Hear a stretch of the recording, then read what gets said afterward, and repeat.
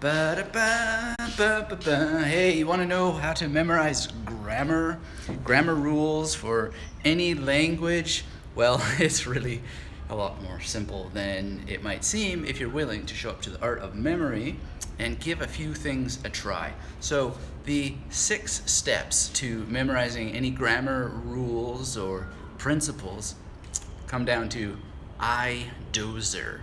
That's a little acronym that you can remember, and it has 6 parts, and we're going to talk about them today. If you're showing up on this live call, then hit me up with a thumbs up. I.D.O.S.E.R is the topic today for memorizing grammar rules with a memory palace. It's a very exciting skill to be able to do, and it's one that's not nearly as complex as people make it seem. But if you're hopping on the call, let me know where you are in the world. Show some engagement so we can get rocking and rolling on this and explore what this is all about and how it can help us memorize grammar rules. So the first letter here, I, is, thank you for that little thumbs up to let me know you're alive. Let me know where you are in the world, what you're doing, what you're thinking, what time it is, and let's make this a fun occasion. Identify. That's the first thing that you need to do. A lot of people, they take grammar and they explode it into this massive thing when really it's a series of small things, small equations that just need to be identified, not thought about with some huge amount of frustration or anything like that, but just be rational about it. It's a thing in the world. It's a description of how people speak, and often it's not even how people speak. So you want to be very cautious about it, and that's why the I is first. Identify. That is one of the biggest steps in grammar that you can really do, because a lot of people, they go down all kinds of paths trying to learn, not even remember, but learn grammar principles and rules that they don't even need at that particular time. So that's part of the identification process. And so one of the things I think that's really useful and powerful to do is just get a sense of the grammar of a language by getting a grammar book, and maybe not speed reading it, maybe you want to use Magnetic Memory Method Bibliomancy, but go through it, get a general broad sense of some of the issues, noting that the I part of our I.D.O.S.E.R, step 1 of the way that we can memorize grammar rules and principles with a memory palace, this never stops. It never stops. So we're always going to be identifying grammar principles as we go along, because when we're using the big 5 of language learning as part of learning the language, we're always going to be observing what's happening, and we're always going to be making little discoveries, and some of those discoveries will bridge with grammar and some of them won't bridge with grammar. And you want to be very, very alert to all of this and see it as part of your identification process and know that it's ongoing. So what's next in our I.D.O.S.E.R equation here? Well, the next thing, I got it upside down. The next thing is to demarcate. So what is demarcation all about? Well, there's a lot of, the demarcation and identify almost go together. They're tied at the hip, because you want to also identify and demarcate what it is that you need and what it is you're going to work on. So it could be, and by the way, we're going to get to an email question here that has come in about grammar in a second, but the whole thing about identifying is then demarcating. So is it articles that you're working on? Is it conjugation? Is it rules around numbers? What exactly is the grammar principle that you're working on? And how can it be divided from all the others? So you're not like, I gotta learn grammar, right? You never need to learn grammar. Grammar is a massive topic. You need to learn parts of grammar, and then when you break it down to those parts, you can do some of the other things with I.D.O.S.E.R here, and that is going to help you a great deal. Now, let's see here. Nobody has said hello where they are in the world. Is that because the chat is somehow turned off again? Or are we all just looky-loos and lurkers? Let me know if you're alive. hit those thumbs up. Let me know where you are in the world, and that is a great thing. Okay, so now we're back on here with our demarcation. So you really want to be thinking about these different parts.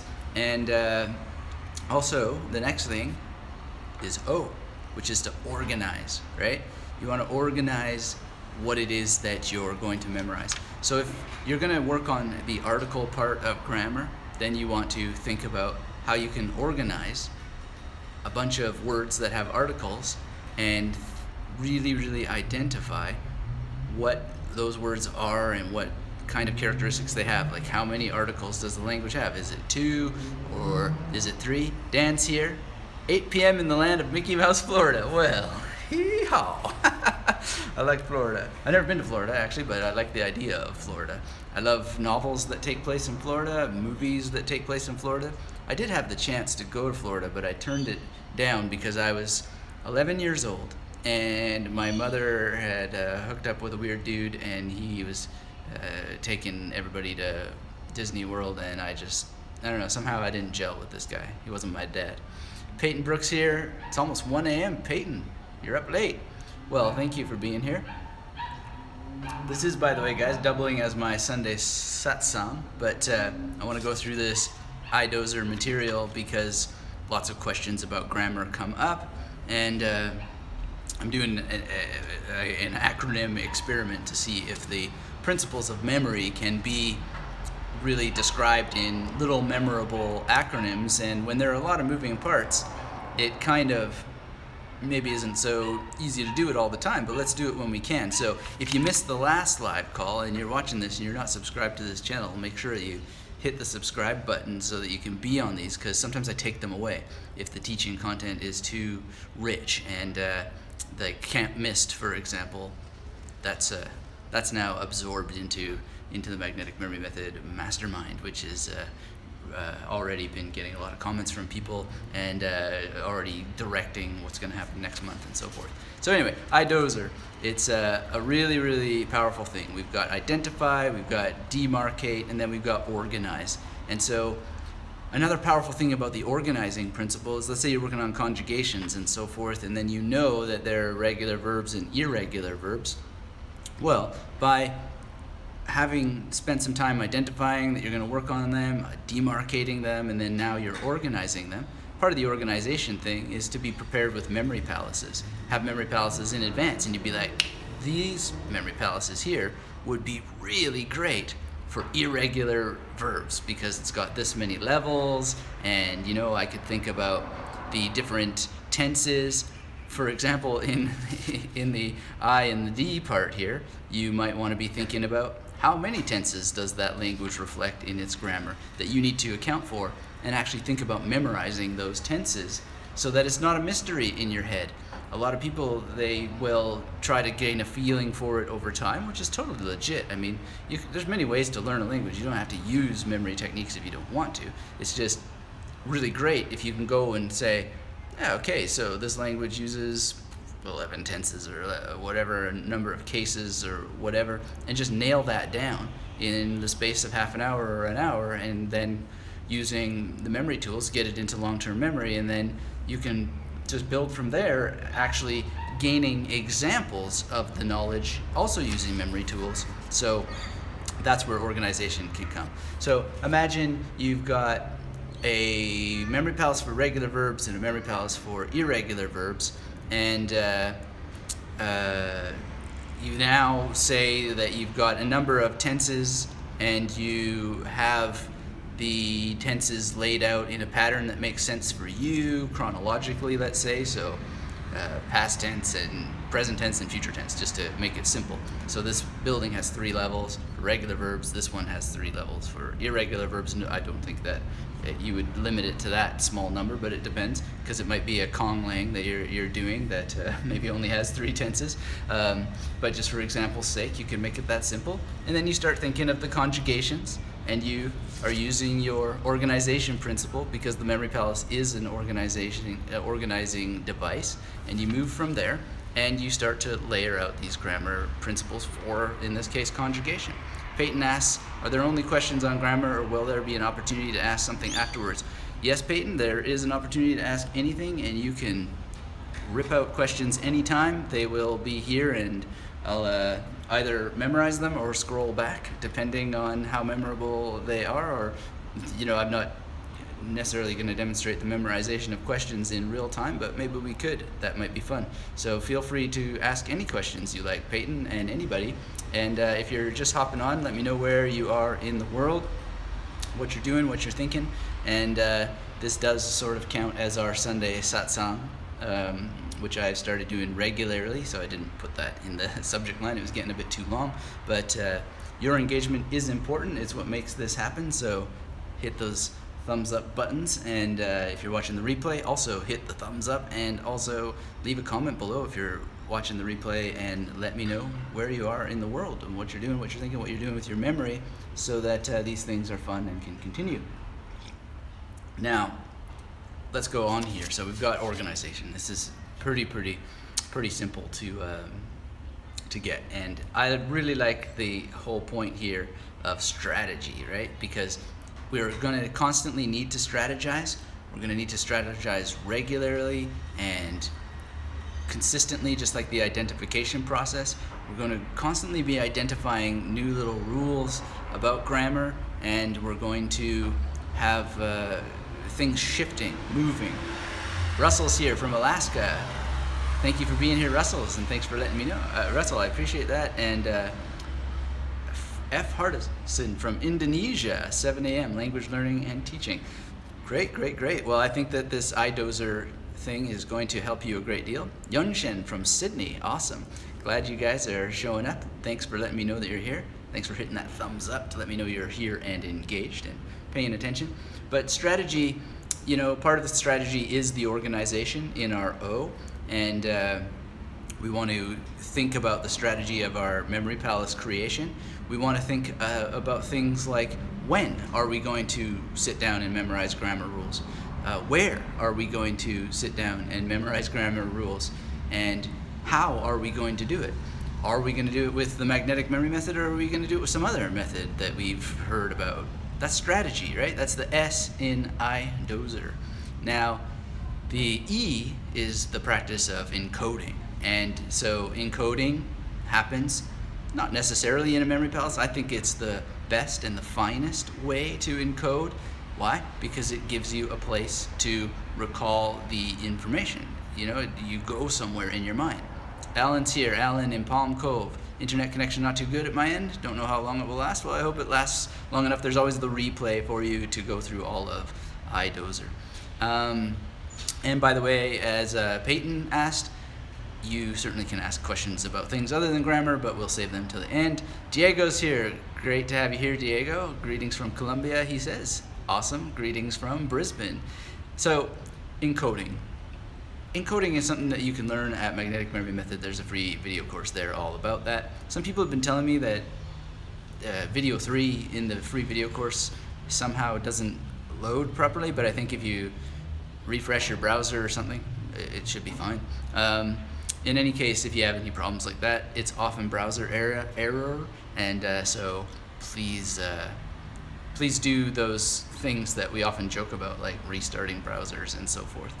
And then we've got our last thing here, right, which is R in I.D.O.S.E.R, which is recall, practicing recall, because you get information into long-term memory by actually practicing decoding it or recalling it. So if you made a memory palace, and go back to our previous example, thanks for that question, Peyton, by the way, I saw it. I'm going to pick it up in a bit here. The recall part of encoding is decoding. So if we had our two memory palaces, we had one for regular verbs, one for irregular verbs, all we would simply need to do is go through the floors, each floor maybe addressing the conjugations of a particular tense, and then practice decoding. And practice decoding ideally with some thinking about or already connection to the big five of language learning, so that you're getting also some sentences going for yourself, and having a great time with all the things about the Big Five of language learning, which we've talked about a lot on this channel. And so that's quite easy to do. And what you'll find is that you'll get a sense for the grammar rules, or at least in the case of conjugations, you'll get a sense for the grammar rules over time, and then you'll start to make guesses. Those guesses will be sometimes wrong, but they'll often be, more often than not, right, because you've developed a sensibility for the rules of regular and irregular conjugation, for example. And then, if it comes down to articles or rules pertaining to numbers or numeracy and so forth, then it's just a matter of going back to your I.D.O.S.E.R principles and thinking about your strategy. And that's it. That's the 6 steps that you need to memorize any grammar rules. Now, let's take this to an email I got from someone named Patrick, and he says, and again, if you have other questions, please let them start collecting up, and we can gather that together. And by the way, if you're interested in getting any of these trainings to go deeper, a lot of people have asked, how come all this stuff about free video course, how come you don't just have a store on your site? And so what I did for you all is I made a store. And so you can just go to magneticmemorymethod.com/store, and that will free you up from going through the free memory course. Of course, you won't have the benefit of the memory course, which the free memory course.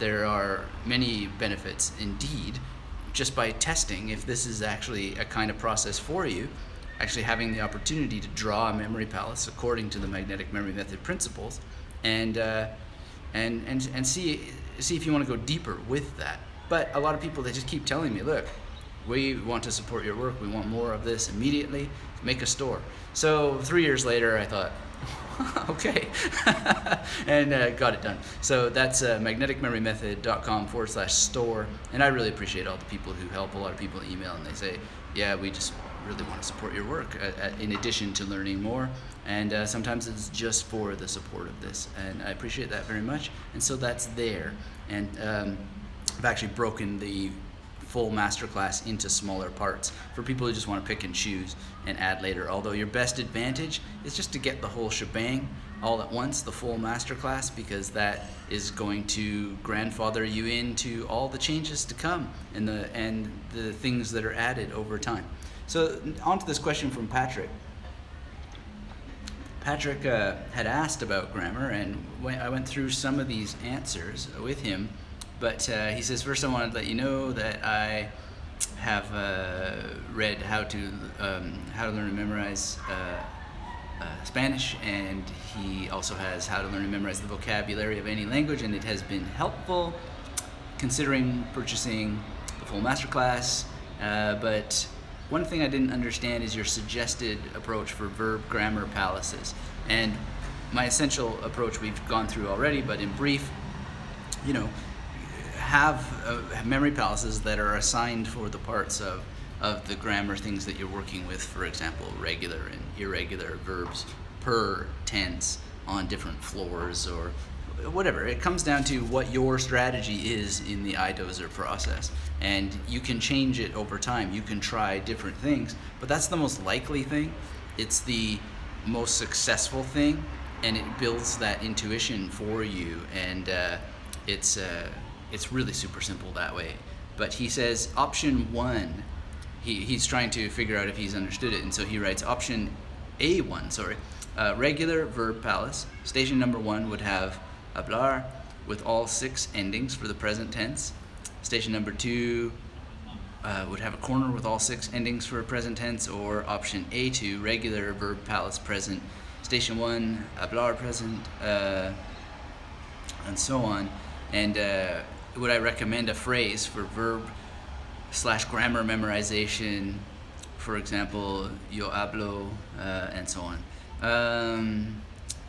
Well, and you can see in the way that the question is being asked here that he's not spent maybe enough time with Spanish yet, but in any case, he's saying option B1, which is regular verb palace hablar, all verb tenses, station number 1, hablo, station number 2, hablas, etc. Or option B2, station number 1, hablar, present, station number 2, hablar, past, etc. One last thing, I have, let's say, 25 C words in its palace. When I learn new C words, do I merge them into my current palace alphabetically, or is the alphabetical sequence not that important? Instead, just begin an additional C palace. Thanks so much, he says. If these types of questions are fleshed out in one of your memory classes, could you suggest which one? I didn't get these nitty-gritty details, but it's information that's helpful to get started. I have several friends who may jump all over your website if I can verbalize how it has been greatly beneficial. Have a wonderful day, Patrick. P.S. I'm using the Big Five. Well, great, using the Big Five. And it's really nice when you mention magneticmemorymethod.com, and I totally understand wanting to wait for results that you're able to create for yourself from these trainings before mentioning it to other people. But you might not want to wait either, because there's many different kinds of learners out there, and they are very, very receptive to different things. And so if you want to educate them about memory in general, then the Magnetic Memory Method podcast is a portal for memory training that introduces you to all kinds of other people. So I've had Tony Buzan on the podcast, I've had Phil Chambers on the podcast, I've had all kinds of figures, Nelson Dellis, Alex Mullen, and so forth. This is not, doing a favor to just one person by sending your friends over to magneticmemorymethod.com. This is a discussion, a dialogue, a communication about all the memory training that's out there. And I just happen to focus on the memory palace and making that memory palace the most powerful thing that it can be.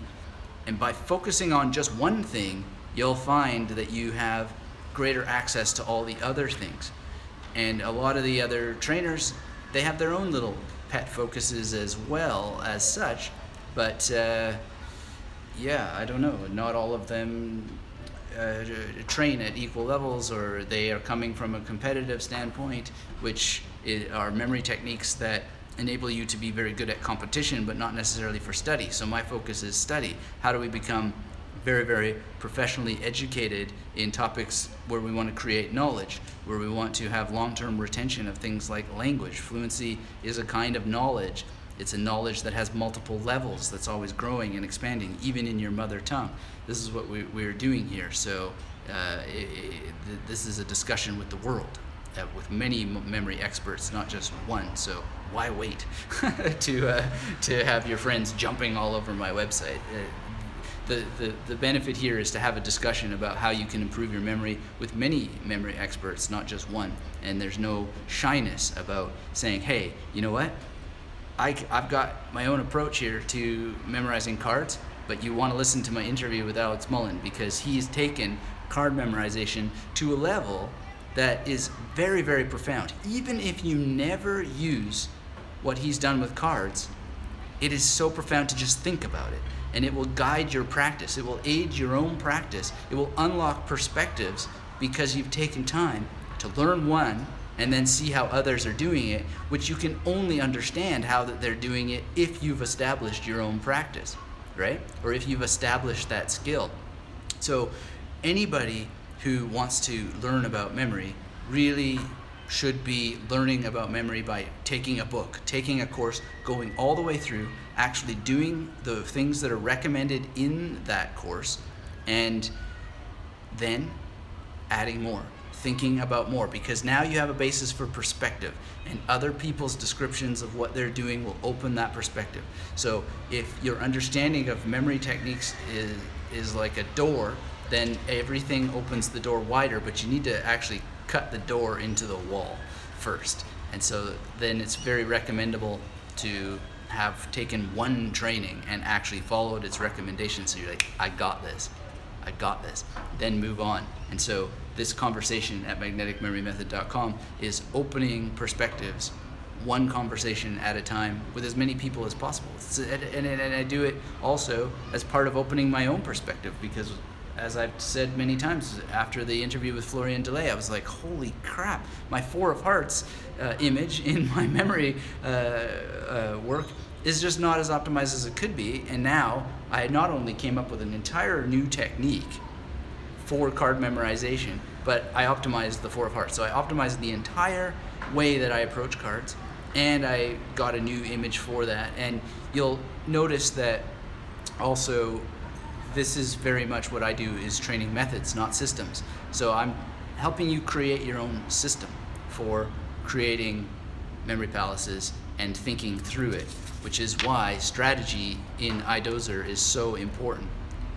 It's because I'm giving you the basis for strategy, for thinking strategically, for coming up with your own systems strategically based on methodology, which I think ultimately is super empowering, especially if you get the memory bug, you continue to study, you continue to open that perspective, and you're going to really, really, really excel. Peyton, I haven't forgotten about your questions. Don't worry, keep your questions coming if you have any. And I just want to address some of these points from our email here from Patrick. And the ultimate answer here, Patrick, is that you should try each of those and see which one works for you, because those are really interesting options. Some of them I hadn't thought of. The simplest possible option is taught in the masterclass, and it's taught also in the mastermind in different ways. But the real answer is that if you know the methods, and you know the strategies, you've come up with more strategies than I would have thought of. Find a preference, create a model, and then reproduce that model for all the other verbs that need conjugation until that you feel like I've hit a sweet spot and I can guess pretty well whether this is a regular or irregular verb, and I can guess pretty well how it should be conjugated. And then come back to it sometimes and actually do the drill of memorizing based on the preference of what you've created here. So some people, they really just want the answer handed to them on a plate. I want to come from a higher place, a more authentic place, which is that the answer is in your practice. You're the only person who can use memory techniques. You're the only person who can create memory palaces. You're the only person who can identify, demarcate, organize, strategize, encode, and practice recall. So when you do those things for you, you are going to make the discoveries that make an impact, and you can really deeply inform your practice by doing some training, some formal training, not YouTube live training or anything like this, but actually doing what Patrick is doing, which is absolutely admirable. He's understood something very deeply about what I'm teaching, and then he's done what the best students do, is he's thought, well, I could do it this way, or I could do it that way, and he's described many potential models. That's the strategy part here, right? And so if I were to add a letter here, it would be I.D.O.S.E.R, which is to try different things, or put the T in there wherever you want, but to try the different things, try the ideas that you have, because the beauty and the glory of memory techniques is that you will have ideas and you will be able to try them. And some people will say, well, and I get this in email all the time, and every time it comes up, I'm afraid, I'm sorry, but here's the tough love answer to it. Whenever you say this, you're wrong. They say, I don't want to waste time. You'll never waste time by trying your ideas. You'll never waste time, ever, by trying your ideas. You'll only waste time by not trying them and thinking at some point, oh, I wish I would have tried that, right?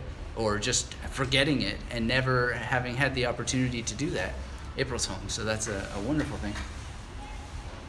The point is you have the opportunity to follow up on your own recommendations to yourself. Listen to those things that your mind is giving you, then actually sit down and try them.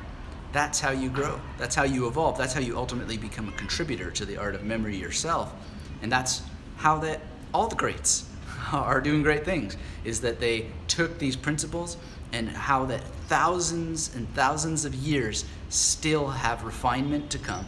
They still have new ideas to be explored. They still have new approaches, and you're the one who gets to have the ideas and gets to explore. And so when you've understood something deeply, as Patrick has, and then new ideas emerge, and then you come to the teacher, and the teacher's like, yeah, that's amazing. Try that. Tell me how it goes. This is the martial art element of memory training, and it's the most powerful thing in the world. It's the most honest thing in the world, is that when, they often say when the student is ready, the teacher will emerge, but it works the other way around too. When the teacher is ready, the student will emerge. And it's very, very powerful to understand that really what all education is teacher and student meeting each other halfway. And so the most empowering thing I can do is really give you a formula like this, give you the training. People have asked for it. It's at magneticmemorymethod.com/store. And if you want the free video course, that's there just on the site. Please take it, because that's where you're going to get the results that you're looking for, is in taking the course, in applying the principles, and then actually experiencing it in your own mind, and then ideas will come. People almost always, without a doubt, they come up with new ideas, and then they say they don't want to waste their time. But this is the opportunity to make the most out of your time every time, is to explore the ideas that come to you as you start to engage with and interact with the art of memory. Jack's here. Jack says, hi all. Hi Anthony, hope you're well. 1:30 a.m. in the UK. Thank you for being here, Jack. Jack asks, have I missed a lot? Yeah, you've missed I.D.O.S.E.R.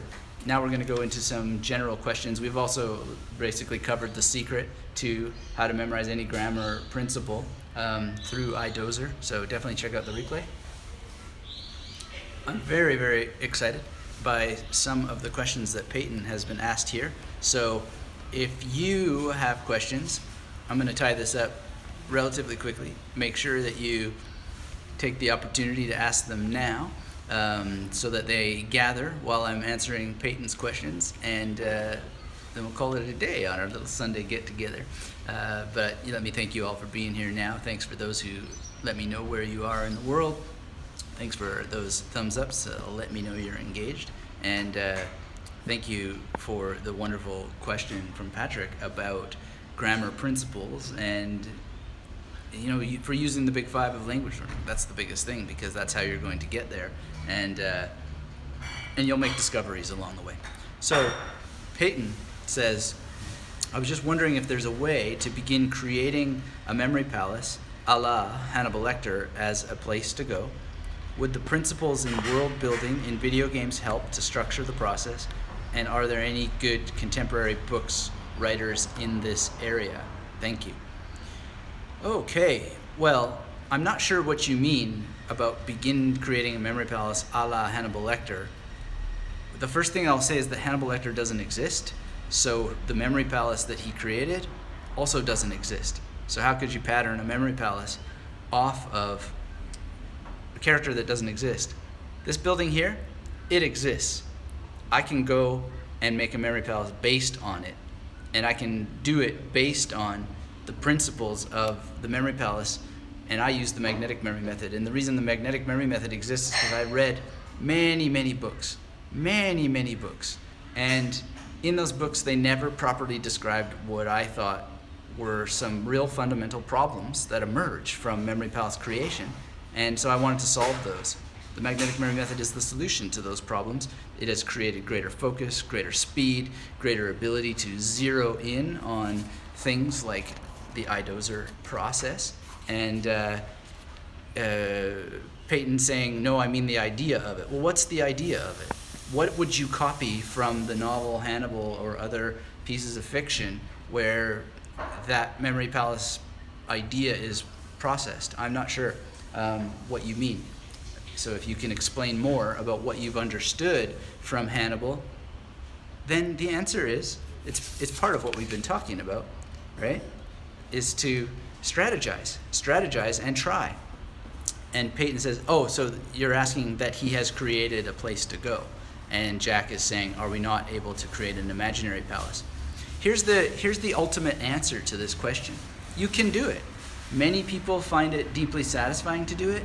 They have a lot of fun with creating what I call virtual memory palaces. If you go to magneticmemorymethod.com and you search virtual memory palace, you'll see that I've created a lot of material around this.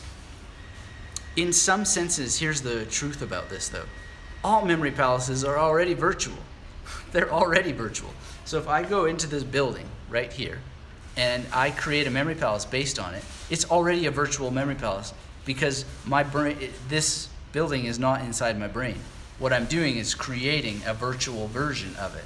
It's just that we don't call it virtual memory palace, we just call it a memory palace. But a virtual memory palace would be one where it doesn't exist. So I haven't gone into this building, looked at the floor plan, created a strategy for how I'm going to mentally navigate it. I've just invented a building. And then there are multiple kinds of virtual memory palaces that you can create. And the ultimate problem with it always is that you need to recreate the memory palace journey at the same time as you're recreating the images that you've used to encode the information.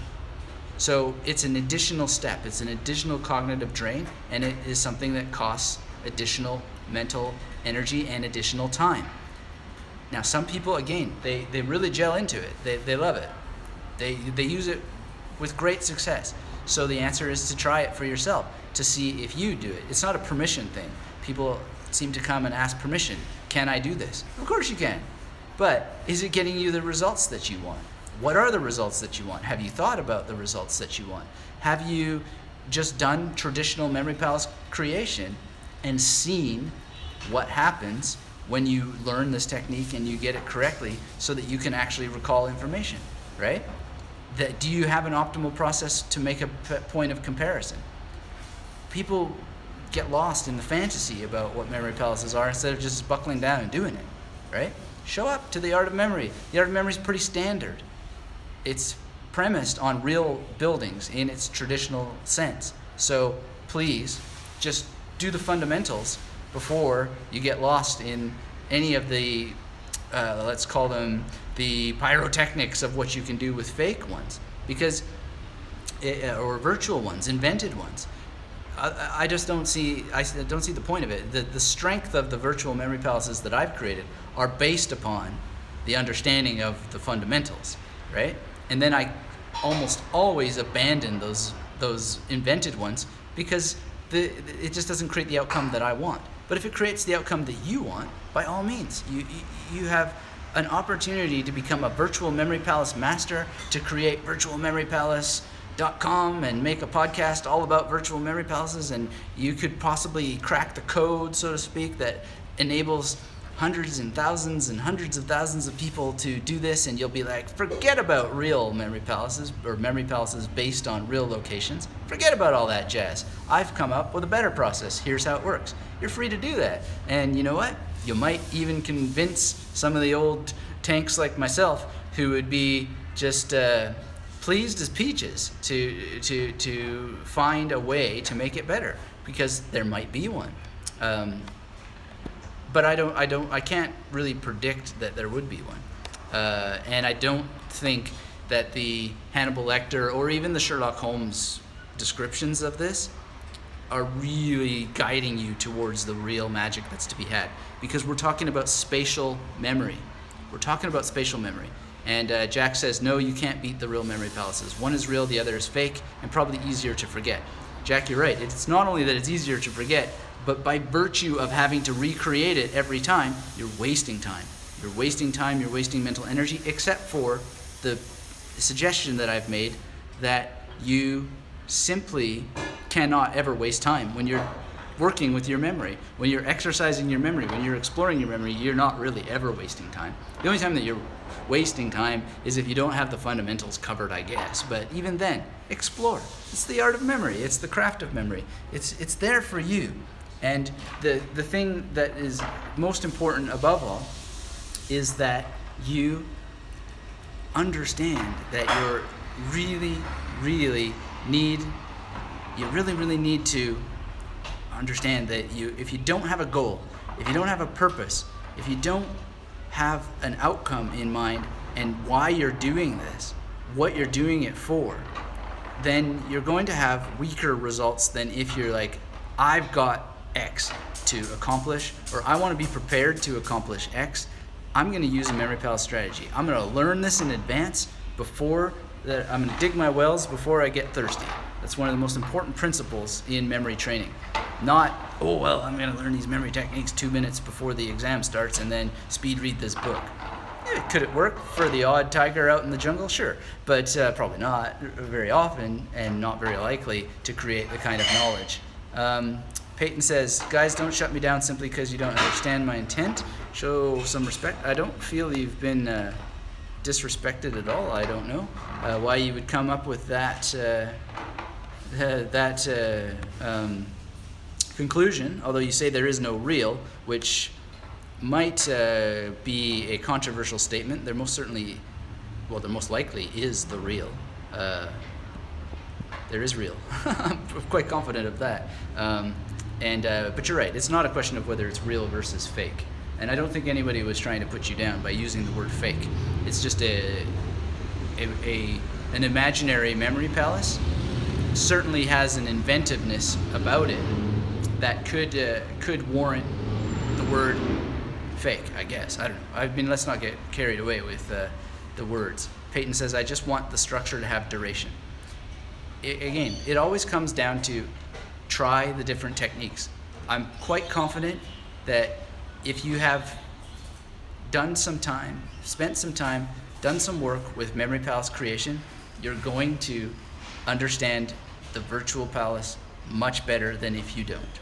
And if you find that you have come up with a way to create virtual memory palaces that have the duration, that don't put cognitive drain on your mind, then you're going to have done something very special that you can contribute to the art of memory that has certainly been contributed to before.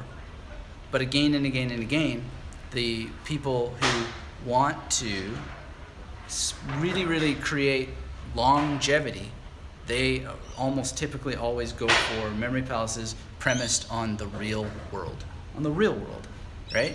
And so it's not really a matter of whether it's fake or not. It's a matter of whether it's effective. If you want effective outcomes, then work with the techniques that are effective for you and just enjoy the process. I've spent a lot of time messing around with virtual memory palaces. As I mentioned, there are multiple kinds of virtual memory palaces, and you're able to enjoy the creation of virtual memory palaces and just study it, see what happens. It's as simple as that. All right, so any other questions about that or what we have been talking about? If not, then I think it's about time to call it a day. Jayden says, will do, thanks, and have done. I will check out virtual memory palaces. Yes, there's several pieces. There's an interview with Timothy Moser, who also is quite interesting on the topic of memory palaces that have been created and invented. We know that some people do them. They prefer them. I have never heard from a memory competitor who said, yeah, I won the competition based on virtual memory palaces. I've never heard from a language learner who said, yeah, virtual memory palaces, they really helped me learn a language. I've never heard from a student passing exams who said, yeah, you know what, it was the virtual memory palaces that made a difference. If anything, what made the difference was the memory palaces that were as real as possible, which is to say that they were as based on buildings with which the person was as deeply familiar as possible, familiar to the point that you don't have to recreate it in your mind. That's the goal. That's what we want in order to create maximum efficiency, proficiency, and depth of experience with this tool in order to create outcomes that have been clearly defined. So, one last time for grammar, I.D.O.S.E.R. If you missed the live, please come back, watch the beginning. And we're going to have another session, another Sunday. Lias says, I understand what you say, but I have a bad accent. Oh, I'm sure you have a very beautiful accent, Elias. Please don't denigrate yourself ever. There's no bad accent. There's just the accent that you have and what you're doing with it. One last question from Jack here. Which of my courses teaches all about the memory palaces? Well, they all teach about memory palaces. It's about memory palaces for different outcomes, depending what you want. And the masterclass is the ultimate collection that I would recommend so that you have it all in one shebang. And the glory of how that you can constantly rethink the memory palace for the different outcomes that you want and come up with the strategy so that when you organize, you have a strategy for organization and an organizational strategy that works, that you know how to demarcate, you know how to identify, you know how to encode properly, you know how to use the memory palace for proper recall rehearsal, you know the options that you have, and you know that you're learning a method that's going to empower you to create your own systems, as opposed to trying to wrestle with someone else's system. I share elements of what I do, but I'm very careful to let you know at all points in time that what I do is, it has a relationship to systems, but it is not in itself particularly somehow leading to a eternal system that lasts forever. These things evolve over time. You don't need the memory palace to be eternally fixed, except for when you have built it correctly, it's going to stay in place. It's the information inside that requires an amount of finesse, an amount of flexibility, an amount of methodology. So the memory palace, once you've mastered that, once you know how to create it properly, it is going to have longevity. It's going to have longevity, but you're going to think about longevity in a different way, in a much more powerful way. And you're going to see how you can massage information very quickly into long-term memory and have a lot more fun with it. So go to magneticmemorymethod.com, the free course is there. Go to magneticmemorymethod.com/store to check out the different courses that are broken down. And to answer Jack's question, if you just want the real direct thing, go for the master plan. It's the catch-all foundational course, but it is included with the full master class, which I would highly recommend. And always just understand that your memory is so perfect already. It's just a matter of finding out what it is that is working at the highest possible level in your memory now and optimizing it with a strategy, with a means of understanding spatial memory, because the memory palace is about spatial memory. It's just a word, memory palace. It's just a term. What you're really doing is you're understanding spatial memory. That's why virtual memory palaces or invented memory palaces or whatever word we want to call it, they're not ever going to be really the same thing as a quote-unquote real memory palace, because of the nature of how spatial memory works. And what we're doing with the magnetic memory method is we're combining spatial memory with episodic memory, with semantic memory, with procedural memory, and we're getting all kinds of different memory. I mean, you can get into all the oodles of scientific terms for what's going on. We're using backward masking. We're using all kinds of interesting little things all at once. And it's going to come into the present moment with such power and awareness that what you think of, how you think of information is going to be optimized to the utmost degree, and you're going to be able to do really, really interesting things with knowledge that will enable you to get it into long-term memory very, very quickly. But you've just got to understand the processes. You've got to learn how all of this works, learn about its relation to spatial memory, and then start to develop a practice. Develop the practice as quickly or as slowly as you want. Some people hum and haw about it. Other people, they like to just solve the riddle of like, what is this all about? And they just want to learn more. They just want to be more educated, or better said, they want to be more informed about memory palaces, as opposed to being educated, because you're educated when you actually use them. So, pick what it is that you want to do, and then go out and get it, but understand what it is you're actually doing. The term memory palace is just words.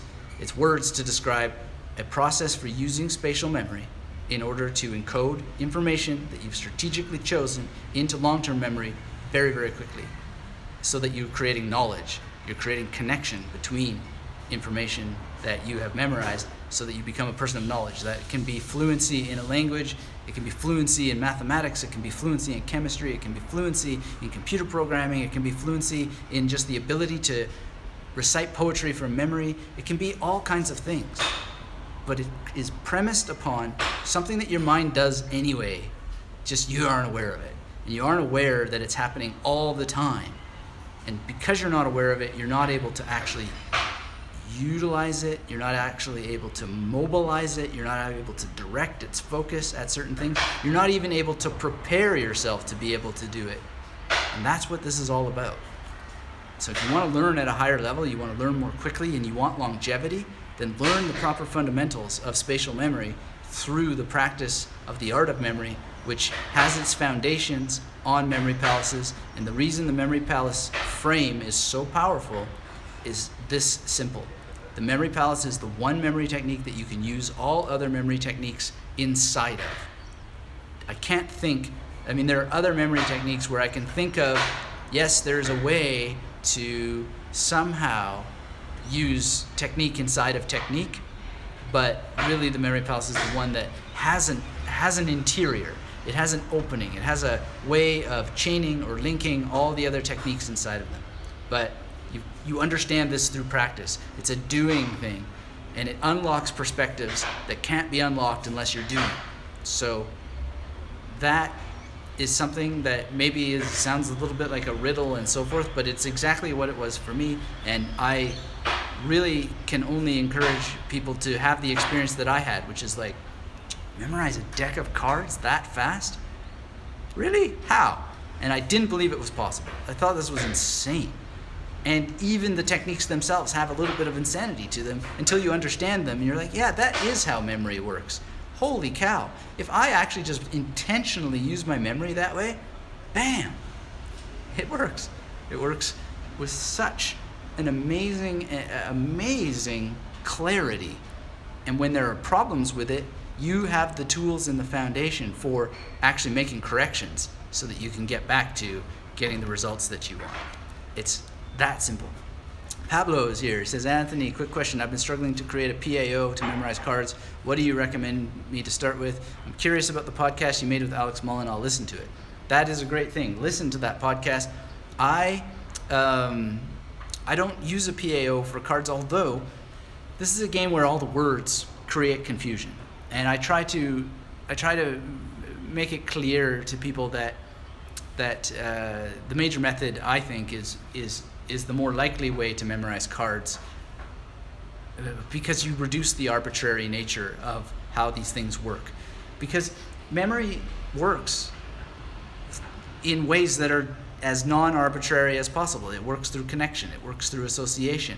And when you're doing a PAO, as is often taught, you are actually going to, or as it's many ways taught, you're going as far away from actual full-on memory as you can get, because you're making arbitrary associations. You're like, well, the Jack of Spades, well, it kind of reminds me of this, right? And it's like, why remove yourself from that when you can use the major method, right? It's the least arbitrary thing you'll ever memorize in the world. And then you can use a numbered approach to cards, which I teach in my card memory course. And then you can assign those numbers to the cards in a way that is just so dead simple to memorize, to learn. And then each card then has a signature, so to speak. And that signature tells you what the major method tells you is the image for the card, so that at a glance, you know it. And you know it because there are reasons that you know it, as opposed to an arbitrary PAO, a signature. Now, you're going to always be using elements of some sort of PAO, but the thing with cards is that you don't need all of the PAO every time. The PAO really is worth developing if you're going to compete. And even then, listen to Alex Mullen's interview on there, and I think you'll find that a lot of the PAO stuff, I don't know, I didn't ask him it this way in this context, but I think you'll find that a lot of that PAO stuff really just falls away. It's not used uniformly for each and every instant. And I don't think that anybody would ever have the time to make sure they checked all the boxes of the PAO. So is it really rational to invest that for that particular thing?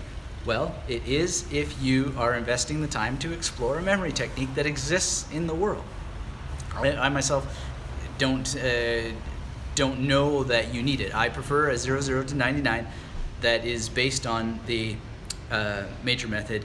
It just so happens that 52 of those are assigned to playing cards. And when I read Memorandum by Woody Aragon, it was just very simple to memorize his stack. And his stack is so incredible, by the way. He has built in some features to his stack that it's just like fun to think about his stack, which normally a stack is not that fun to think about. It's been a long time since I looked at the mnemonic stack from Juan Tamirez, but in any case, I think that you just need to understand what it is to answer your question a little bit more broadly. Pablo, is you got to have the reason why you're memorizing a deck of cards. And if you have the reason why you're memorizing the deck of cards, it will help you determine the strategy. It's the same thing that we've been talking about in this call about memorizing grammar, right? So you identify, and then you demarcate, and you organize, and you strategize, and you encode, and then you practice the recall. But it starts with the identify. Why these grammar rules? Why now? And really have strategy involved in what you're doing. It's through strategy that you develop speed, and it's through having things really clear to the outcomes that are going to help you the most. So, Pablo, I hope that answered your question, and thank you for listening to the interview with Alex Mullen. It's one of my favorite interviews on the Magnetic Memory Method podcast. He's really very kind in what he shares about his, what he thought of. I don't know the whole story in the source of it all, but his approach to cards is just like, wow. Pablo says, very interesting. The point of getting the image of the card in an instant is a great approach. Thanks. Yeah, it is. You don't want to have to think about it, right? And the PAO, the way it's taught for cards, or even for 00 to 99, or even 000 to 999, it's just too long. It's too arbitrary. It doesn't make sense. I just can't think of a way to make it make sense. If I see 212, I want to have an image for it, and I want that image to have as little arbitrary nature to it as possible. That's what I've worked with. The Major Method makes that possible. It's beautiful. Learn the Major Method. magneticmerrymethod.com/major-method. Okay, Dan's asking for an update on the book. Dan, I'm waiting for a response from the person doing the typesetting and the cover. This is really getting the most professional attention that I can muster, and so that takes a little bit of time. Other people's schedules. I often in the past didn't wait. I did a lot of stuff myself, but now I want to get real help because this book is the Bible of what it's teaching, and so I want it to be nicely laid out and really work properly. It also has some things encoded into it that need feature boxes and stuff like this. So it's a cool process. It's interesting. I'll tell the story at some point, but it's interesting to be involved in a more major book creation process. So I appreciate the question, and I'm really excited for when I'll be able to hold it up and say, here it is, here's the new book, and I'm just grateful that you asked. Jack says, problem I have with two cards, I struggle to create an action with the second card. So if it's two objects, do we have an existing action to assign to all the cards? Well, that's the question, right? If you have a PAO, then you would by default always have an action. The reason why I don't find that particularly useful is because of this need, and it's not a need that people universally have, but I don't compete. When I did compete, I saw the limits of this, okay? So, and you can hear me talk about this on the podcast multiple times, and the story of the competition is there, and you're free to explore that further. But even then, if I were to compete again, I still wouldn't go for a rigid PAO. What I would do is actually practice what I'm practicing now more, even though I'm not practicing to compete, but I am practicing to develop speed and so forth.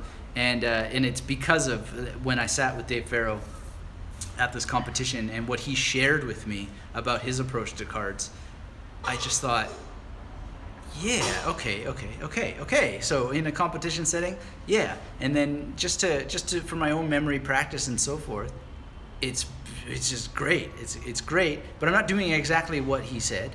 I've come up with a different thing on top of that. But Jack, the thing that you need to first do is, why are you memorizing cards?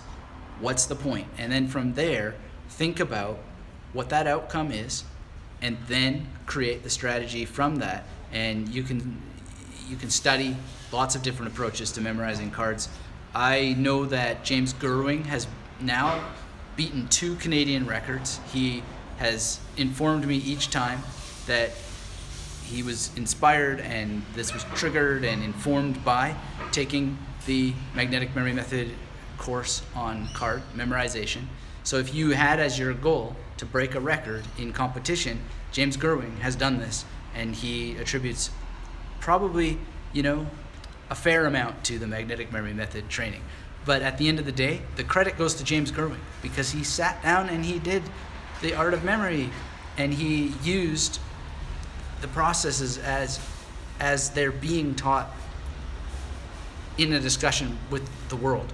And it's happening in your brain. And it's happening in your brain to the extent that you're actually going out, creating goals, and you're practicing to create those goals based on your strategy. Jack says Alec Mullen beat his record.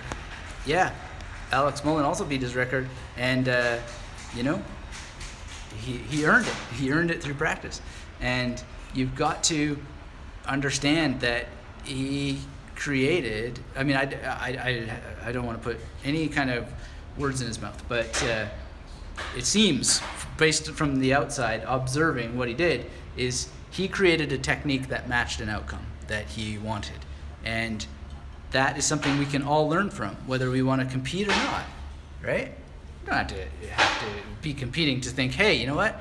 I want in 10 months to know all of the irregular and regular verbs for, 1,000 Spanish verbs or whatever, right? So now you got 500 on one side, you got 500 on the other. You start creating the memory palaces for them, and you just get in there and you do it, right? Because you've identified the goal, and then you experience the outcome. You're going to go on a journey along the way. You can use this process to guide you, to give structure to the journey, so that the steps aren't random. There's not as much chaos in it. You've got strategy. You've got a strategy for optimizing your strategy because you've studied. So I hope that gives some good opportunity for everybody to grow in your own memory practice. If you'd like some more training, go to magneticmemorymethod.com/store. Created that for you, and that was at request over the years, and I'd just be delighted to meet you in the masterclass or any of those other trainings that I've opened up. And let's get together again soon. Thanks for being here. Thanks for all the great questions, and thanks for those who let me know you were engaged. Please come visit me at magneticmemorymethod.com. There's a new podcast episode that was released last week on memory loss. It was based on, it's the audio actually. Jack says, thank you for being here, Jack, great question. And just keep practicing. You're gonna nail it, but think very, very much about what your strategy is for your outcome. And then a PAO, a traditional PAO, might be something for you. You'll never waste any time trying other things, like the Irregular stack that I am just learning now. It's like, well, am I actually going to use it in magical performance? Probably not. A lot of his tricks are based on gambling. I'm not really a gambling person. I'm not really interested in gambling. And but it's really great to have learned his stack, to see the pattern inside of it. And it's not a waste of time, even if I never use it. It's not a waste of time at all. It's a part of growing, constantly practicing, being involved, using memory, just the same as it will be for you. Because it's only happening inside your mind. And it's happening with the quality and the longevity that you're looking for relative to the attention that you give it. It's that simple. And it's part of the quality of your life in the now. So the more quality of life you want, the more you need to make memory part of that. And then, of course, there's all the other things.